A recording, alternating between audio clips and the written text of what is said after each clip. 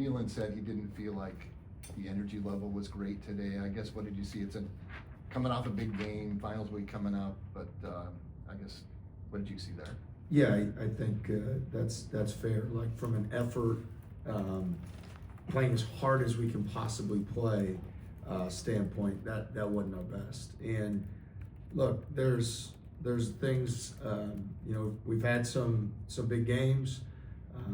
We've got finals coming. There's all that's, it's all valid. And at the same time, we only get so many opportunities to play at Hilton Coliseum in front of our fans and show what we're about.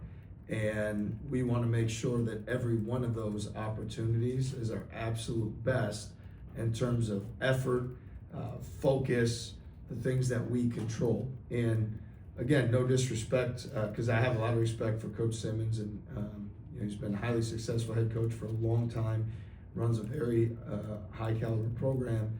But at the same time, we should never be questioning, was that our best effort, right? There's other things that, whether it's not a great shooting night, whether we were more careless with the ball than we'd like, but from an effort standpoint, we need to be at a 11 out of 10, and tonight we weren't. And Milan has really, you demanded that he take a step in terms of volume, difficulty shooting, but it seems like the consistency has become a big thing for him. Can you talk about just how he's built that into his game? Yeah, we want him to continue to hunt every opportunity, and we know that the numbers will work themselves out. And I think the consistency of focus, mental focus, staying on the hunt at all times is so important for him. And when he's having the most fun, we're at our absolute best. And so it's my responsibility to make sure we're putting our team in those spots. And then I know I can count on Milan to be the aggressive, consistent, relentless offensive player that he's been. How much does Buchanan raise the ceiling for you guys when he's on the floor on both ends? Yeah, Blake he's terrific. I mean, there's never a question about effort when it comes to Blake Buchanan. I mean, he's relentless, he's tough. His ability offensively to help us generate offense by his skill, his passing, his decision making, being a lob threat at the rim. His offensive rebounding is tremendous. And then defensively, his activity level and the plays that he makes, like Blake is an absolute warrior. And I think, he's a guy that we continue to see that production every game out in terms of how hard he plays, how much he gets done. And he's such a winner. So really pleased with his effort again today. But again, he's a consistent guy. His effort and his energy is never something you have to question. His activity level defensively, how good is he at either recovering or helping in terms of being able to move from side to side? I think first with him, with everything, is like it starts with a mindset and a mentality, and he's extremely intelligent. So he's very proactive to plays, both by his movement pattern and by his intelligence, because he reads plays early and then he reacts to them quickly. I think there's multiple efforts. He never stops. He's a continuous player. And so there's so many things defensively that, from a help standpoint, from a rotation standpoint, then it gets to, he gets switched on a guard and guards think they can drive him, and that's not good for the other team in most cases. He's so disciplined. He stays down. He's not going to fall for shot fakes or get off balance. So he does so many things on both sides of the ball, and defensively, how elite he is in all those areas. And like I said, I can't say enough about being continuous. You never see him stop moving. He is constantly rotating, reacting, responding, proactive, shot block, rebound, energy, nonstop. It's really fun to watch. 23 free throws, I think you guys attempted against Iowa. I think you attempted 27 tonight. How much of an emphasis has it been in the last few games to get to the line? Because I think you had just 6 free throw attempts at Purdue. Yeah, man, Purdue, they do a great job making sure they don't foul as well, and we're fortunate to shoot the ball well, so you're not going to get there as often. We know that that's a big part of having a successful offense is getting to the foul line.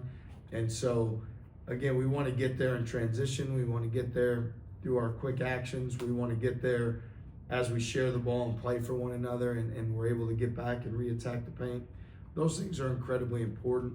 But so much goes into great offense, and I think getting to the foul line and offensive rebounding are probably the two most underrated ways to have a great offense. And I would even stand behind the offensive rebounding piece, that we fell short today of where we need to be in terms of producing for our offense on the offensive glass.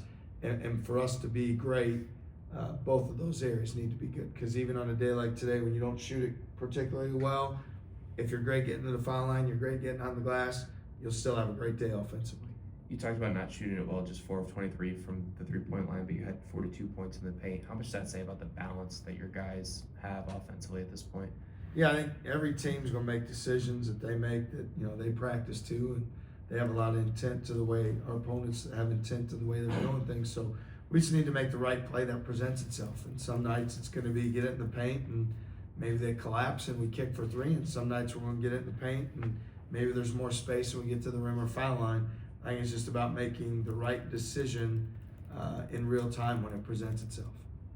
TJ, what makes Taven so elite in his ability to anticipate and read his opponent and jump passing lanes and just be disruptive on that end? I think, again, high IQ, pride, same thing, like similar to what I said about Blake, intentionality defensively, like he really cares and he wants to get stops and he wants to be disruptive. He knows how important it is to score off our defense. So, I think he's got great intelligence, ability to read plays, natural instincts, and then he's got the ability to, he's fast twitch, ability to explode and go make a play on the basketball. So he reads things so well. You see the instincts that he has, as a guy who's a quarterback, a point guard, you see those same things offensively translate for him defensively as well. And what's the latest on Dom Plata and what can you tell us about his injury status? Yeah, I think he's got a sprained ankle and he's close to being able to return. I thought, there's an outside shot. Maybe it will be today, but hopefully at some point this week he's able to return to full practice and then reintegrate him into our lineup and into our team. Coach, what do you want to see out of your team in these last 2 non-conference games in practice leading up to Big 12 play? Yeah, I think the second part's the more important part, truthfully, is the practice and the practice habits, because we have to continue to get better. We have to continue to improve. We have to do that individually and collectively. I'm not someone that believes you're going to see things different in the game than what you work for and earn on a daily basis. So you've got to have a tremendous commitment, almost an obsession to betterment on the practice court, so that the reality of the game settles in and you play to the level of the habits of practice. So our focus will be on that. Obviously, this is exam week. Our guys need to put time and attention on doing what they need to do to perform well academically. That's a big part of things also. But when we have the opportunity to return to the practice court, our sense of urgency needs to be at a high level because we need to keep getting better. Thanks, everyone.